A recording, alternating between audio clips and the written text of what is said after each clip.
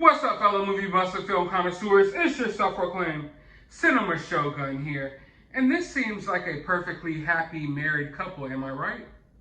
What do the kids say these days? Relationship goals? You see, on the outside, they look perfectly happy. On social media, they look like they're living their best lives. No relationship drama at all. But you see, ladies and gentlemen, things aren't always what they seem. And often the people who get on social media and try to portray themselves as if they're so happy and they're living their best lives, a lot of times those people are going through the most. Because you see, it turns out, folks, this man actually winded up killing his wife not too long after this TikTok was posted. Some of you may know this guy as JinnKid on YouTube or TikTok. He's pretty popular on both of these platforms. He's amassed a following far bigger than I can ever imagine growing. And on the outside, it looked like him and his wife were perfectly happy. But obviously, they weren't. Not only were they on the verge of getting a divorce, turns out she was having an affair, and he actually winded up killing her and her new friend. Now, let's dive into the details of this case real quick, and then I'll be back with some of my opinions on the matter.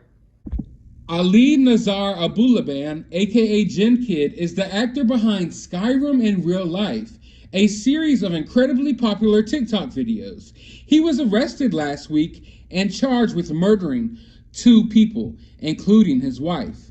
Police were called to an apartment in the city's East Village last week where they discovered the bodies of 2 people, Abulaban's wife Anna and her friend Rayburn Barron. It's believed that Anna and Barron had been having an affair and that the Abulabans had been in the process of ending the marriage. Deputy District Attorney Taryn Bratz said that Ali had been stalking Anna since October 18th, and that late last week, he not only vandalized their apartment in a luxury complex, but also installed an app on his daughter's iPad that allowed him to monitor activity in the apartment. It's alleged that last Thursday afternoon, after Ali had heard his wife with another man, he visited the apartment, found Barron there, and shot him 3 times in the head and neck, before also firing 1 bullet into his wife's forehead. Video footage from a neighboring apartment reportedly shows Ali leaving the building directly afterwards. He then picked his 5-year-old daughter up from school and who was with him in the car when he was taken into custody shortly afterwards. Police believe that Abulaban was the one who called 911 and reported the murders. Prosecutors say the murders follow a domestic violence incident from last month. Bratz said that there was an earlier incident of domestic violence that was reported in September, during which Ali pushed Anna, causing an injury in an incident that was witnessed by the couple's daughter. No restraining order was issued, however. Posting as JinnKid, Abulaban had, over the past few years, amassed a following that included 950,000 followers on TikTok and 170,000 subscribers on YouTube. His last video was an impersonation of Tony Montana from Scarface, which was uploaded just 6 days ago. Abulaban is currently being held without bail, awaiting a preliminary hearing on January 5th. You see, this is a perfect example of everything that's wrong with the world today. You know, the younger generations, they get online and they see these YouTube relationships and TikTok relationships, and they think that's what the real world is supposed to be. So oftentimes they aren't happy with their significant other because their relationship can't live up to the relationship that they watch on YouTube or they watch on TikTok. And everything seems so perfect on there. You know, they base their relationship goals off of what they see on these social media platforms, although it's totally unrealistic. And those couples that appear to be so happy on those social media platforms are really not that happy at all. You see, if you want real relationship goals, look to your grandma, look to your grandfather. People who've been married for 50 years, putting up with each other's shit constantly, every day for years. That's relationship goals. Relationship goals isn't seeing these couples on TikTok happily doing the Carlton dance all around their house for no apparent reason. That's fake, that's phony, that's BS. But you see, these young kids are growing up these days, and that's what they look for. And then when their relationship doesn't play out like that, they grow unhappy. That's why you see like the divorce rates and stuff, it's through the roof. You know, single parent households are through the roof. And a lot of it's because people are looking for unrealistic expectations in their relationships. Now, I'm not saying you should settle for less or anything like that. I'm just saying if you think that your relationship's going to live up to these YouTubers, it's probably not, because their relationship isn't even like that. You see, this guy was right here just a few weeks ago, dancing with his girlfriend. No drama in our relationship. But turns out they were on the verge of a divorce. Turns out she was having an affair. You know, nothing's perfect. Nothing's perfect.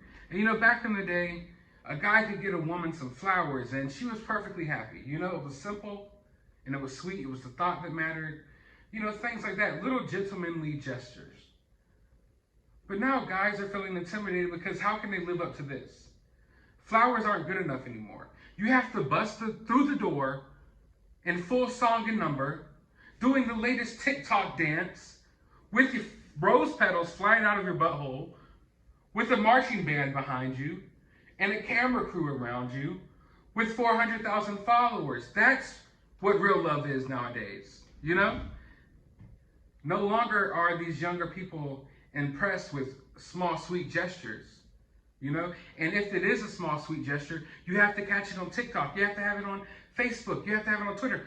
You have to catch it on video and then make a trendy little snippet out of it that winds up trending on Instagram and Twitter, you know?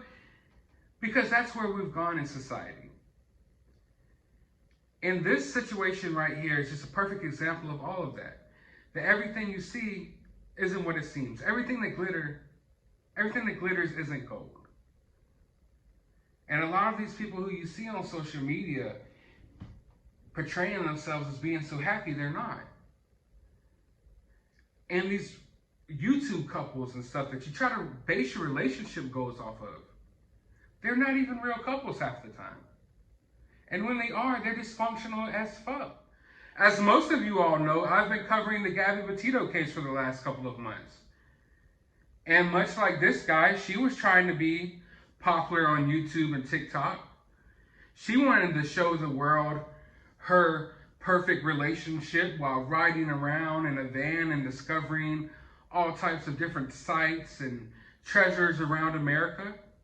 She wanted to portray to the world that her and Brian were in this perfect little relationship. And here's these little snippets of them being happy all around America, traveling in their van. But in reality, she was getting abused. In reality, she wound up losing her life while going out here and trying to make videos for the world, to show the world that she was happy and that her and Brian were in this happy relationship together, riding around the country in this van. And that case, in this case, just drives it home. And I hope more people are paying attention. Now, I know a lot of people watching this video aren't necessarily the type of people who I'm directing this message to. I know most of us here have our heads on our shoulders pretty well. You know, I would like to think that most of the people watching this video don't base their relationships off of what they see on TikTok and on Instagram and Twitter. Hell, half of us I don't have TikTok on my phone, and I would assume a lot of you don't as well. But that doesn't change the fact that a lot of people have this mindset nowadays. And it's a mindset that's been around for a long time, the keeping up with the Joneses, if you will. Back in the olden days, you might see a neighbor get a new car, and I gotta get a new car. And then, the neighbor just bought his wife something nice for Christmas, and I didn't get my wife something that nice. Maybe I need to one-up it. You know, there was a keeping up with the Joneses.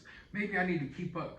Oh, my uncle got this. I need to, you know, that was keeping up with the Joneses. But now it's like every second of every day, every moment, every millisecond is keeping up with the Joneses. You know what I mean? Back in the day, you had your few moments of keeping up with the Joneses, but now it's just like every second of every day you're crammed with all of these different social media posts of people living the most wonderful lives in the world while you're stuck at home doing nothing. That's what it feels like. And even when you're out doing something, it's like, oh my God, what about this person, what they're doing, and what this person's doing? More people need to come, just need to stop worrying about everyone else and what everyone else is doing. What works in someone else's relationship isn't going to work in your relationship. What's working in someone else's life isn't going to work in your life. And to the people out there who like to portray their relationships as they're this couple goals and they're the best solid relationship, they have no issues. Stop putting those messages out there in the world if it's not true. Now, if it's true, put it out there. If you love someone, there's no reason why you shouldn't express it and you shouldn't show it. But you also don't have to fool the world into thinking that no one could be as happy in their relationship as you, when in reality, you're not happy as well. And in a situation like this that happened with this guy, it's a really messed up situation. You know, I don't agree with what the woman was doing in the situation, but it definitely never warrants that type of reaction. You know, I feel like in a lot of relationships, people start thinking like they own the other person and that that person totally belongs to them. And I get it. I get jealousy. I get getting wrapped up in a moment and getting angry and different things like that. But if you are in a situation and your significant other is cheating on you or is having an affair, this isn't the way to settle it. I know it can hurt. We've all been cheated on before. We've all been hurt. We've all had those situations. But you don't handle it like this. So many relationships end tragically like this. And I never understand why. You know, following the Gabby Petito case, there's a song that's always playing in everyone's head, Let It Be. And in a situation like this, sometimes you just have to let it be. Sometimes you have to live and let go, no matter how much it hurts. Because you can't just kill someone because they no longer want to be with you. And you can't kill someone because they want to be with someone else. No matter how much it might suck, no matter how much it might hurt, you have to move on with your life as well. You know, and there's going to be other people out there. There's going to be other situations. It's never the end all, be all of anything, no matter how much it might feel like it is. Marriage, a failed relationship or a failed marriage doesn't have to be the end all, be all of your life unless you allow it to be. And then what about the kid? You know, in situations like this, I always think about the kids and how they are affected. You know, because of what this guy did, this child is going to grow up without parents. It's going to grow up without a father because the father's in jail for the rest of his life for killing her mother. And she's going to grow up without a mother because her mother got killed by her father. And no one, like, at no time did this guy think about that. You know, when people put themselves in these situations, do they not think about the kids? That's one of the most tragic parts of it all, if you ask me. But, you know, I guess people just don't think about things like that. And it's sad. It really is sad. And this happens way more often than it should. And then you hear about the fact that there was prior, you know, domestic violence in this relationship. There was other domestic disputes. The police were already aware of things happening in this relationship, yet he got the chance to do what he did. And that sounds really familiar. It sounds really familiar. And in this situation and in the Gabby Petito situation, I feel like there could have been a little bit more done by law enforcement. Now, I'm no expert. I don't know exactly what should be done or how exactly it should be handled. But obviously it has to be handled differently than this. But I want to know your thoughts about this case down in the comments below. While you're down there, hit that thumbs up button, hit that subscribe button, ring that notification bell. And as always, find some time out of your day to go watch a movie. But before that, I'm going to leave you with this guy's last TikTok that he recorded a few days before what transpired. All right, so what do you call yourself, tough guy, huh? ¿Cómo se llama? Antonio Montana. And you? What you call yourself? Listen, buddy, I'm the only one that asks questions around here, pal. Got it? You ever been in jail? What, me? No. No, wait, man. You got the wrong guy. So if you want a green card, you're gonna need to take a test, all right, buddy? I hope you've been studying. Do I look like a guy that's studying? Come on. So let's hear the Pledge of Allegiance. Okay. Fuck. I pledge allegiance to the flag of the United States of America and to the republic for which it stands, one nation, under God, He's invisible, with liberty and justice for all. How'd you like that? I have to be honest with you, that was absolutely disgraceful. Get him out of here. Okay, that's fine. You can send me here, there, it don't matter. There's nothing you can do to me that Castro has not already done to me. So fuck you, man.